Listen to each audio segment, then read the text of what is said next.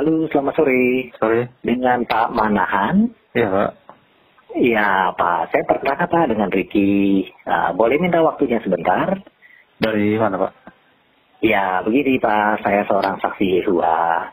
Kesempatan sore ini, saya menghubungi Bapak untuk membagikan informasi yang bermanfaat untuk keluarga-keluarga ya. Melalui situs internet kami yang bersifat internasional, namanya jw.org. Sekarang sudah ada dalam lebih dari 1.000 bahasa. Bapak mungkin pernah dengar sebelumnya situs ini? Udah pernah berkunjung ke sana sih. Oh, begitu. Maksudnya berkunjung, Udah baca-baca. Oh iya, Bapak berkunjung ke situsnya ya? Iya. Gimana tanggapan Bapak dari mungkin baca-baca di sana artikelnya? Ya, cuma yang saya dengar sih banyak kabar perkataan yang miring mengenai saksi Yehova gitu lah, pengajarannya. Apakah Bapak pernah diskusi langsung dengan seorang saksi, mungkin barangkali secara rutin? Belum pernah sih, cuma baru dengar-dengar doang. Apakah memang begitu saya juga nggak tahu, karena kan belum sedang ngomong. Tapi yang saya dengar itu adalah mengenai bahwa Yesus adalah ciptaan Allah. Dan itu saya sangat tidak setuju ya. Itu salah satu. Apalagi ya. Mungkin yang paling krusial paling itu ya. Yesus adalah ciptaan Allah. Itu saya sangat tidak setuju. Ya. Saya belum tahu yang lain saya belum tahu ya. Yang lainnya ya. Ya Pak, memang kalau Bapak suka kunjungi situs itu ya bagus ya Pak ya. Bapak bisa langsung lihat dari sumbernya berarti ya Pak ya.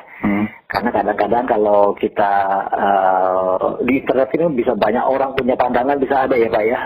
Bermacam-macam, bisa kadang-kadang ada yang benar, kadang-kadang ada juga yang banyak juga yang hoax ya. Atau yang tidak benar. Tapi kalau Bapak dari situsnya tadi, berarti Bapak bisa langsung dengar langsung dari sumbernya ya. Iya. Ini memang situs resminya Pak. Iya, ini kan Bapak sudah mendengarkan sendiri apa yang saya bilang. Bagaimana tanggapan Bapak? Oh begitu ya. Mengenai apakah Yesus itu ya tadi ya. Kalau dikatakan diciptaan, iya betul. Ya Pak, sebenarnya kami senang ya Pak ya untuk tukar pikiran seperti ini ya kepada Bapak ya. Kalau memang Bapak lagi ada waktu, apakah kira-kira waktunya lagi memungkinkan sekarang ini kalau kita ngobrol-ngobrol tentang topik ini? Mungkin singkat aja kali Pak. Oh begitu. Iya, kan menjelaskan itu kan nggak perlu waktu banyak kayaknya. Gitu ya Pak ya. Iya. Ya, pada dasarnya Pak, kami senang mengikuti semua apa yang Alkitab katakan ya, kata-kata Alkitab itu katakan. Jadi kadang-kadang untuk memahami satu ayat, kita memang perlu melihat kaitannya dengan ayat-ayat lain. Setuju. Atau konteksnya, ya kan? Jadi konteks daripada ayat-ayat itu ataupun juga dari ayat-ayat lain bagaimana memandangnya, itulah yang membantu kita memahami apa yang sebenarnya kita ajarkan. Kalau kita misalnya hanya berpegang pada satu ayat, terus kita tafsirkan sendiri, nanti kita bisa akan ada masalah, ayat-ayat lain akan bentrok dengan apa yang kita pikirkan. Iya, setuju. Karena memang betul ya Pak ya. Karena memang Alkitab itu boleh dibilang ya namanya firman Allah ya. Jadi semua diilhami oleh Allah. Berarti semua itu satu kesatuan, semuanya saling mengikat. Nah, betul. Semuanya betul. Makanya itulah sebabnya kami saksi-saksi Yehova, kami ingin melihat satu ajaran itu bagaimana ayat-ayat lain memandangnya. Oke. Mungkin langsung to the point aja Pak. Itu yang Bapak bilang itu saya setuju. Satupun saya tidak ada yang tidak setuju yang Bapak bilang. Yang mengenai tadi Yesus ciptaan Allah itu bagaimana tanggapan Bapak? Oke, baik. Saya nggak setuju. Kalau gitu, ya betul baik Pak. Misalnya saya coba itu kata-kata diambil dari Kolose 1 Pak ya. Kolose 1 ayat 15 dan 16. Nah, kalau misalnya Bapak ada Alkitab, itu bisa, ini salah satu nih Pak ya, saya coba lihat sedikit ya. Di sini, di Kolose 1 ayat yang ke-15 dan 16, di situ dijelaskan tentang bagaimana Yesus sendiri kedudukannya. Dia dikatakan dia adalah cerminan dari Allah yang tidak kelihatan, dan dialah ciptaan yang pertama. Melalui dialah semua yang di surga dan di bumi diciptakan, baik yang kelihatan maupun yang tidak kelihatan. Baik raja, pemimpin, pemerintah, maupun penguasa. Semua yang lainnya diciptakan melalui dia dan untuk dia. Nah, ini baru salah satu ayat Pak ya. Nah, tadi ayat tadi mengatakan bahwa dia adalah ciptaan yang pertama. Nah, melalui Yesus ini, baru Allah menciptakan semua yang lainnya. Seperti dikatakan di ayat 16 tadi, baik itu yang ada di surga maupun yang ada di bumi. Oke. Oke. Sekarang saya Pak baca Bapak Yohanes 1 ayat 1. Oke. Pada mulanya adalah firman. Firman itu bersama-sama dengan Allah. Dan firman itu adalah Allah.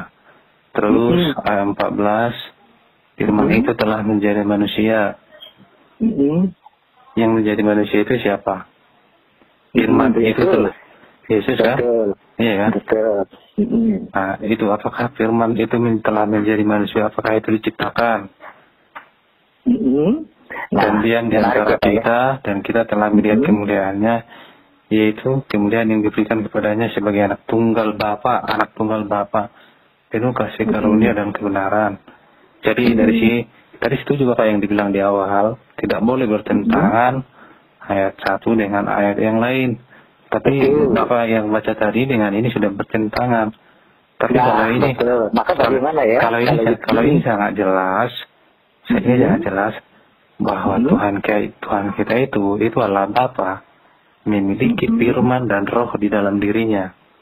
Pada suatu waktu firman itu menjadi manusia, keluar dari diri Bapa. Firman itu apa? Firman itu adalah perkataan, logos. Dalam bahasa Yunani kan logos. Firman, perkataan, pikiran Allah keluar dari diri Bapa. Apakah itu ciptaan? Dan segala sesuatu dijadikan oleh dia. Itulah. Tuhan Yesus berkata, Bapa di dalam aku dan aku di dalam Bapa. Karena memang dia keluar dari Bapa. Itulah. Jadi dari sini mengatakan aku bersatu dengan Bapa. Aku dan Bapa, aku di dalam Bapa dan Bapa di dalam aku. Karena memang Bapa ada juga ya yang mengatakan aku dan Bapa adalah satu. Iya. Memang ya, kan? Ada juga seperti itu. Iya. Betul. Maka bagaimana Pak kita sebenarnya memahami ayat itu? Kalau kita mau lihat konteksnya, karena Bapa tidak pernah, Bapa itu kan memiliki firman dan roh di dalam dirinya. Jadi Yesus itu adalah firman yang menjadi manusia. Jadi Yesus memiliki natur manusia dan juga natur firman. Firman yang menjadi manusia. Jadi dia memiliki dua natur. Itulah Pak. Jelas dikatakan dalam waktu bagaimana Yesus dikandung dari Roh Kudus. Roh Kudus itu siapa? Roh Allah. Bukan Allah Rolo ya, beda Pak. Roh Allah. Karena Bapa memiliki firman dan roh di dalam dirinya. Karena Allah itu Allah yang hidup. Roh itu kan kuasa Allah, prinsip hidup Allah. Jadi bukan suatu roh, bukan. Tetapi roh Allah. Karena dikatakan rohku tidak selama-lamanya berada di dalam manusia, karena manusia itu adalah daging. Roh kita yang berbicarakan Tuhan. Ada juga dikatakan rohnya Allah. Jadi bukan Allah Roh Kudus, tapi adalah roh Allah. Roh Allah itu, roh itu adalah ruah, adalah nafas. Prinsip hidup Allah yang mendiami setiap hati orang yang percaya. Jadi keluarnya Roh Kudus dari diri Bapa tidak seperti firman menjadi manusia. Sama-sama keluar dari diri Bapa. Tetapi Roh Kudus tidak memiliki flesh seperti firman menjadi manusia. Ya kan? Itulah. Saya mungkin dalam beberapa Mungkin dalam hal mengenai Roh Kudus mungkin kita sepakat ya bahwa Roh Kudus adalah Roh Allah. Tapi kalau mengenai Yesus adalah ciptaan, itu saya nggak setuju. Begitu ya Pak ya? Iya. Pak, sebenarnya kalau misalnya itu saya senang untuk jelaskan tadi yang mengenai Yohanes 1 ayat 1 yang Bapak kebukakan ya. Kemudian yang ke ayat 14 ya, ayat 18 ya. Ya, cuma memang supaya lebih yakin enak ya mungkin bagus kalau ada referensi-referensi juga ya dari ayat lain juga. Ya kan, apa sebenarnya maksudnya Yohanes 1 ayat 1 ini?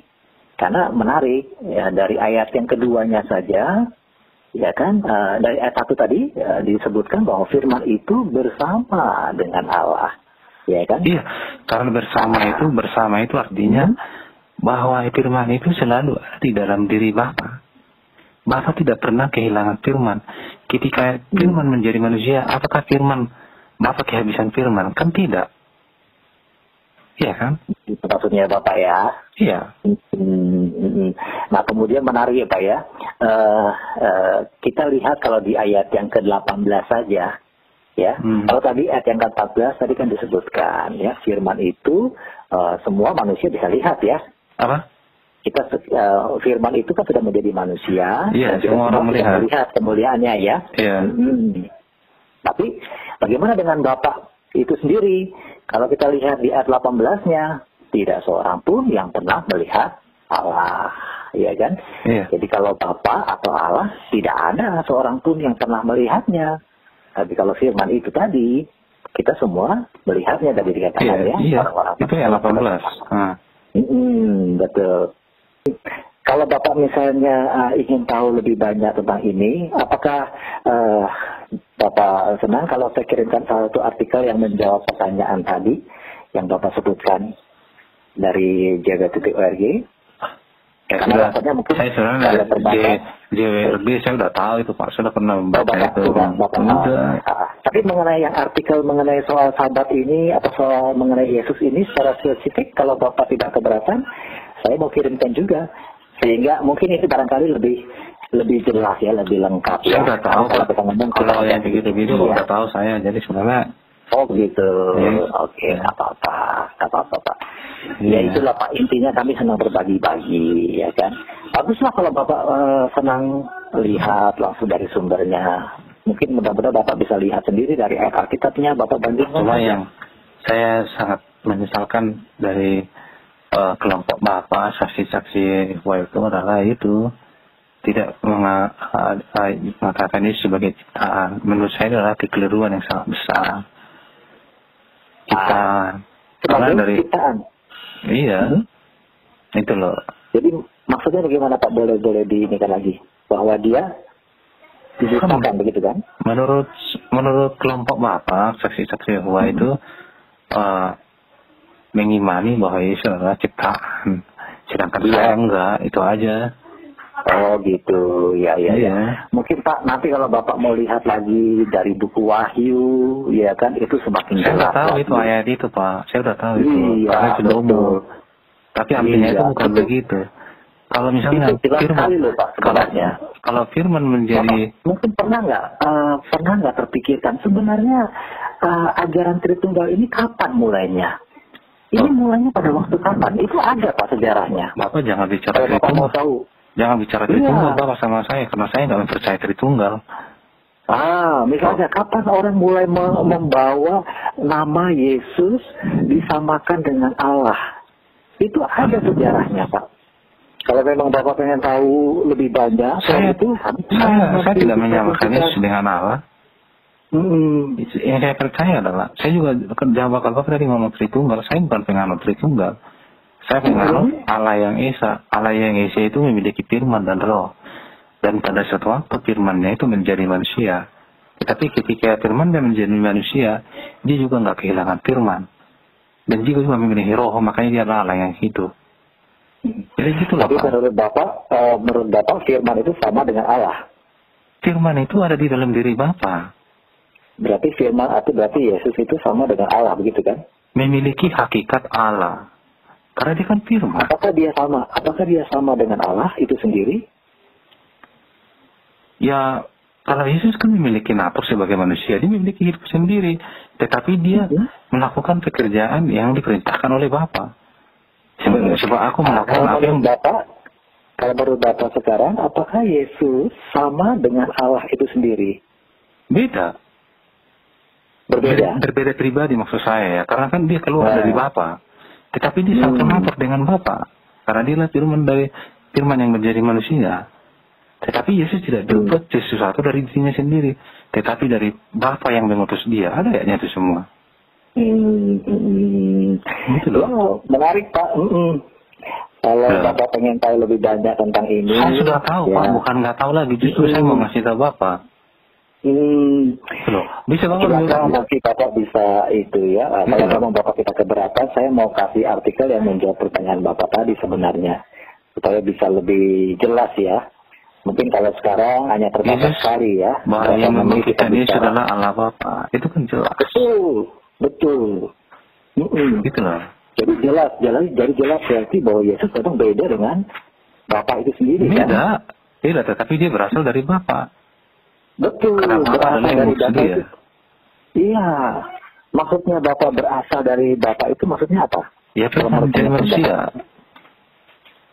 Berasal dari Bapa itu maksudnya apa kalau menurut Bapak? Iya, firman menjadi manusia. Iya. Firman Allah yang menjadi manusia. Jadi maksudnya? Maksudnya gimana? Maksudnya kan saya kasih tahu Bapak, firman menjadi manusia. Berasal dari Bapa itu kan? Begitu. Iya.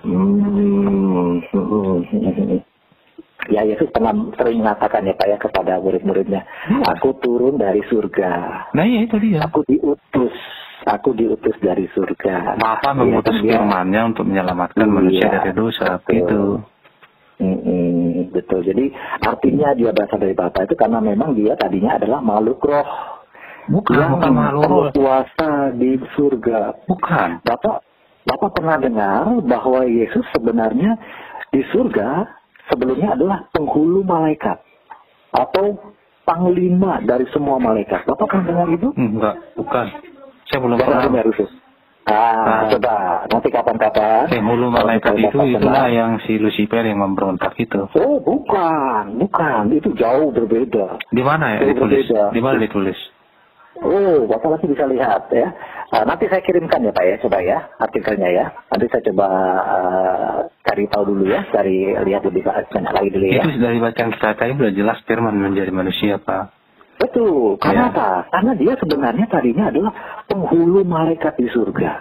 Panglima dari malaikat Allah. Orang dibilang firman menjadi manusia, siapa yang memiliki firman? Penghulu di surga itu punya firman.